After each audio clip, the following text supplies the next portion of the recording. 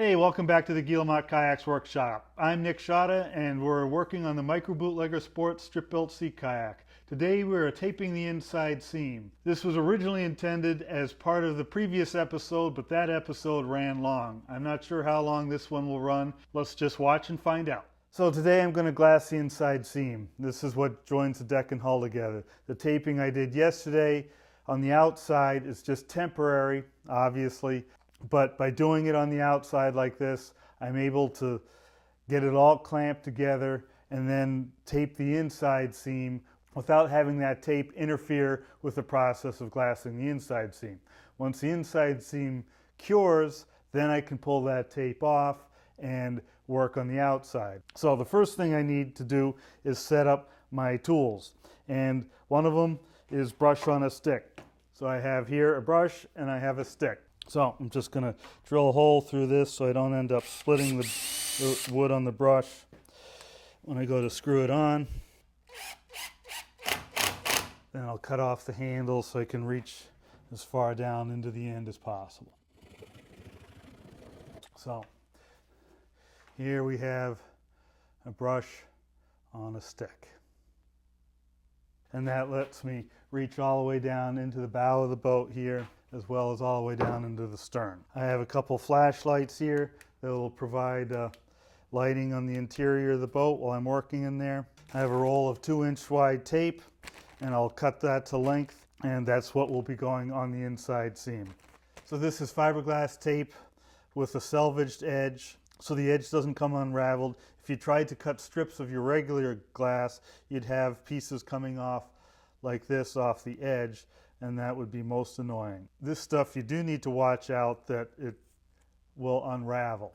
To keep it from unraveling, I cut it at a diagonal here, and that way few pieces might come off, but it doesn't tend to just completely go free rein here, which going like this, that can get really annoying. I heated up the shop a bit to help the epoxy flow in, and so we should be just about ready to go.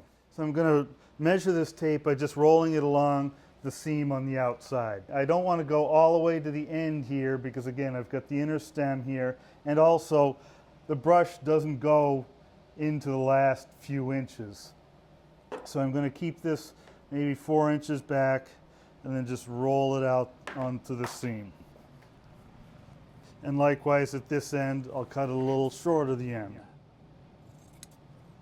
So I've got a Sharpie here. I'm going to mark where the cheek plate is, the center of the cheek plate. So the center of the cheek plate's right here, and so I'm going to make a mark right there, and I'm going to make an arrow pointing towards the bow. So that way I know that length is right to reach the bow, that length is right to reach the stern, and if I place this arrow right behind the center of the cheek plate, I'll have plenty of length to go either way. So now I'm just going to take this cloth, just loosely folding it up. Now I put a sheet of stretch wrap down on my strong back here, so it keeps everything clean, keeps the epoxy off the strong back. So just lay that cloth out there. And always thoroughly stir the epoxy. Unlike polyester resin, which some people may have some experience with, you cannot change the speed of the cure by adjusting how much hardener versus resin you put in. It always needs to be the same ratio, and it always needs to be completely stirred. As I've said before, the most common problem people have with epoxy has to do with somehow messing up the mix. And it's either getting the ratio wrong or not mixing it thoroughly. So you want to scrape down the edges, make sure there's no unmixed epoxy on the sides, get the bottom, stir down into the corners, and at least a minute. Some people like to go 2 minutes. Basically, once you're used to it, stir it as much as you think it needs, and then stir it some more. And I'm just going to wet out this piece of tape. And I want it thoroughly saturated. So there's times in the past where I said don't completely wet out the cloth with the brush. In this case, you do. You want to get it really saturated to make sure there's no dry spots. The excess resin here will go to fill up any irregularities you may have had. All right, I'm almost out of epoxy here, and I still want to brush some down the inside seam here. So maybe I'll start a little bit here.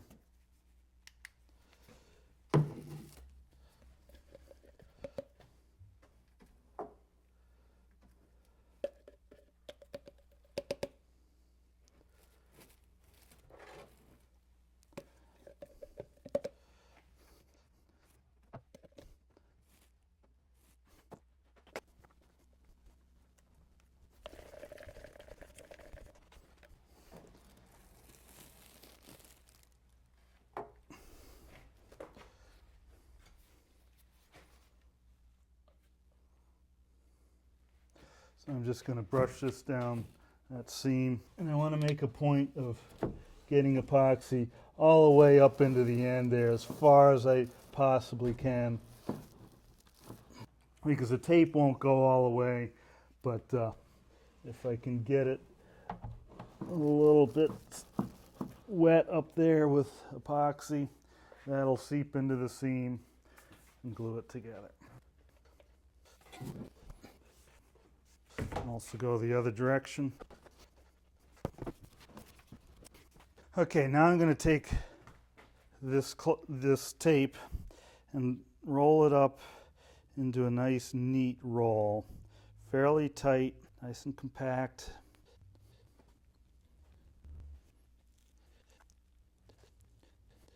And I'll stop a little short of my arrow there and then start rolling from this end. So while I concentrate on doing this, I'll let Left Nick here talk about it, and I'll just concentrate on trying to do a good job here. So as I pick up the cloth here, I pay attention to which way the arrow is pointing, and I end up putting that arrow right behind the cheek plate with the arrow pointing towards the bow. And as much as I can, I reach in and start unrolling that roll down the seam. I've got the tape on either side defining the path. So the runway it's going to go down, and I try to keep it centered in there. So with the 2-inch tape, there should be 1 inch on either side of the seam. I roll it down as far as I can using my hands. Then once I get as far as I can reach with my hands, I grab the brush on a stick. And essentially I'm doing the same thing there. I'm taking the stick and just using the brush on the end to carefully unroll that cloth. If it starts to steer one way or the other, I'll start pushing on one side or the other to steer it back on course. Keep on brushing it all the way down. Careful to keep it on the seam. And because I had the seam wet out already and the tape's wet out already, it really wants to stay where it's put. It doesn't shift around too much. But if you do find a piece ends up out of line, you can take the brush and swipe it back in place carefully. As I get up into the end, it seems like I have a little bit too much in there. I'm having trouble getting it all the way jammed up into the end. I do my best to get that wiped clean and spread out nicely. Then I go back to the cheek plate, and I'm just checking where that arrow is relative to the cheek plate. I tried to center it on the cheek plate on the top seam, and so I ended up pulling it back a little bit, which just straightens out the tape and starts to pull it down the line all the way from the bow down to the cheek plate. And now I can start working on rolling the cloth the other way again, first by hand and then with the stick. I didn't have the GoPro pointing that way, so we don't have interior shots, but it's the same process. The only difference this time is that skeg is in the way, and so I need to work around the skeg, and I shift the flashlight around a little bit just to keep that pointing where I need it and as much out of the way as possible. I have 2 flashlights, the big lantern down on the cheek plate, near the cheek plate, and then a smaller LED on top of the cheek plate on the other side. And so those are both pointing down to the end. Like I did on the bow, just unroll that tape along the seam, trying to keep it centered, steer it one way or the other as I have to. If I need to brush it sideways to center it after it's laid down, I can do that.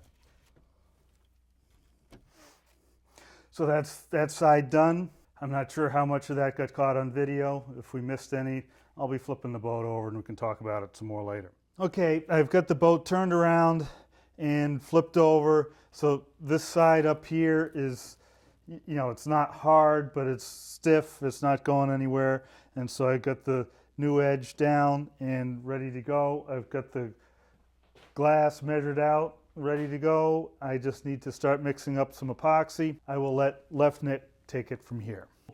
So while right next mixing the epoxy, I'll just say I did put down new plastic on my strong back there. If you don't renew the plastic, everything's sticky and it's hard to wet out the new strip of glass. But again, we're trying to get this strip of glass well saturated, so brush it out. And these pre-woven tapes are a 9-ounce glass, so they actually absorb quite a bit of resin. I could get away with putting a lot less resin on it, I think, but I just feel in this situation where I have the seam that may run through, I just want to make sure I have enough epoxy there.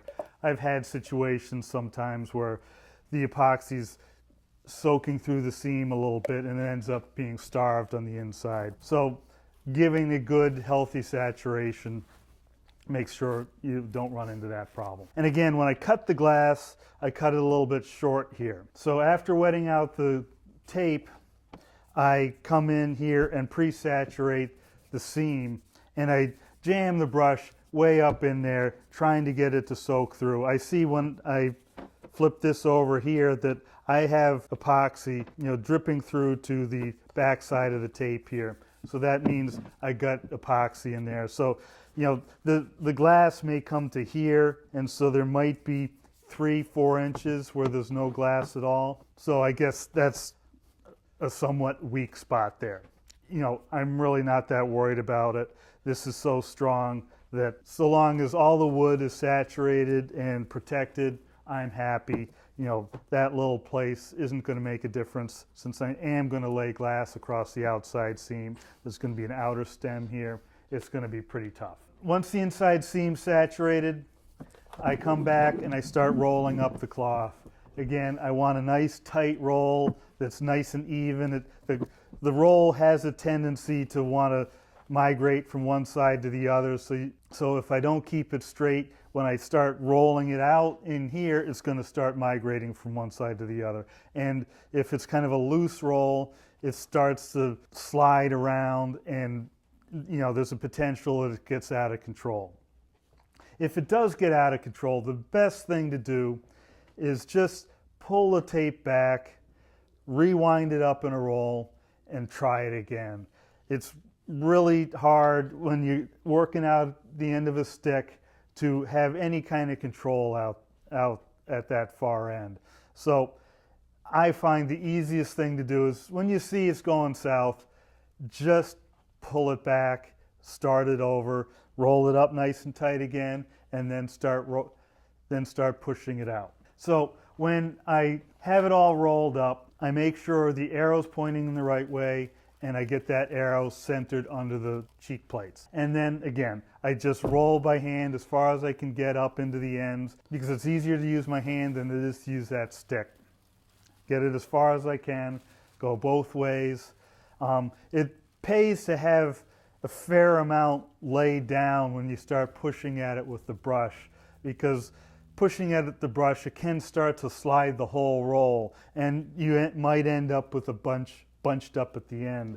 Not a big deal. You can pull it back, but why put ourselves through that? So I'll get it rolled out as far as I can in both directions.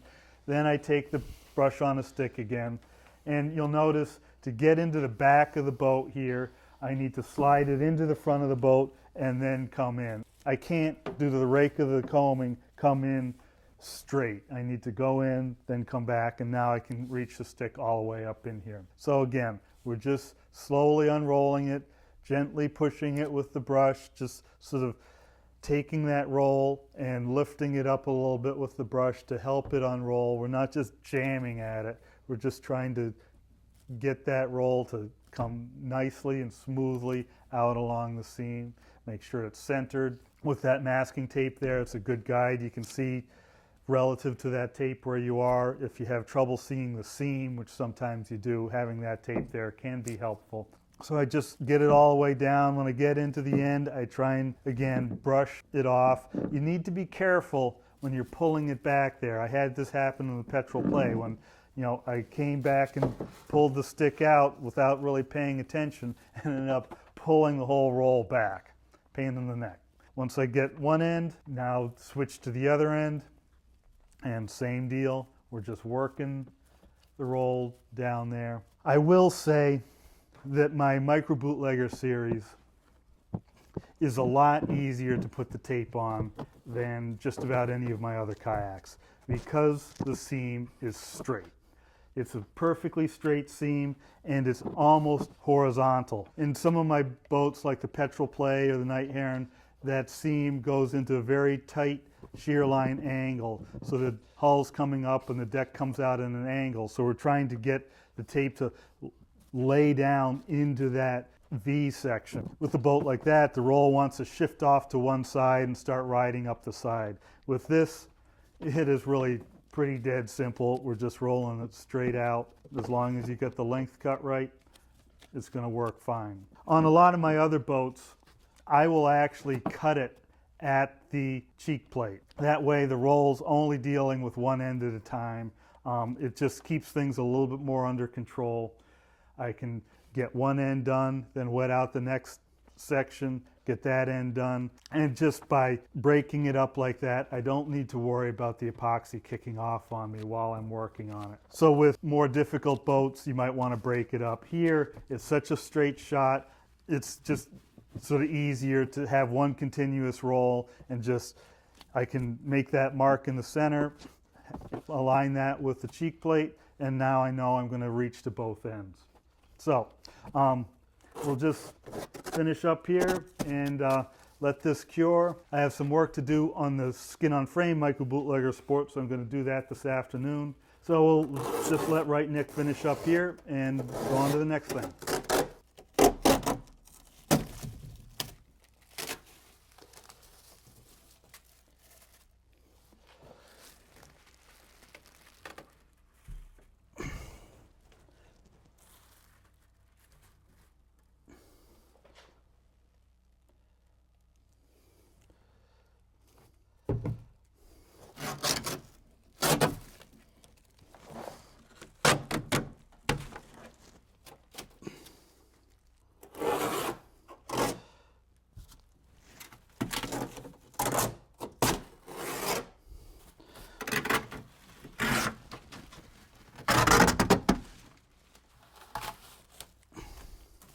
So that seam's done. I got the tape all pulled out. I think it looks good.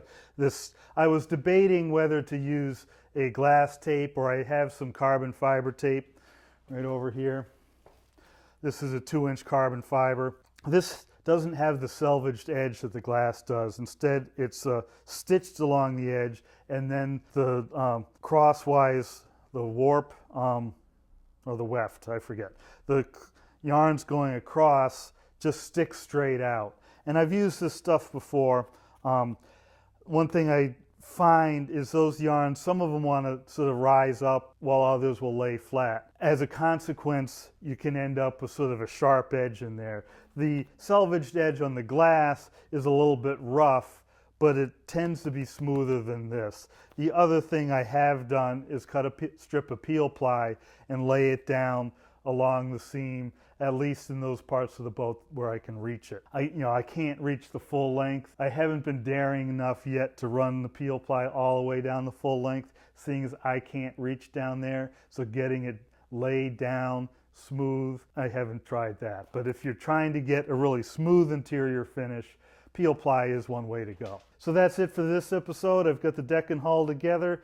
Next episode, I'll start working on getting the outer stems on, and I may combine that with glassing the bottom. I need to sand the part line, get that smooth, blend it in. There's probably going to be a little bit of stain touch up to do there. We have a boat-like object at this point. Technically, you could probably paddle it right now, but we'll leave it. So if you learned anything in this episode, give me a thumbs up. If you're enjoying this whole series, hit subscribe, all that nice stuff, turn on notifications. If you have friends you think would be interested in this video, share it to them. Let them know what's going on here. Any kind of support you can provide is excellent. If you're really into it, go over to Patreon, chip in a little bit to help produce these videos. So I'm going to head outside and do a little bit of repair work on the skin-on-frame microBootlegger Sport. But until the next episode, thanks for watching and happy paddling.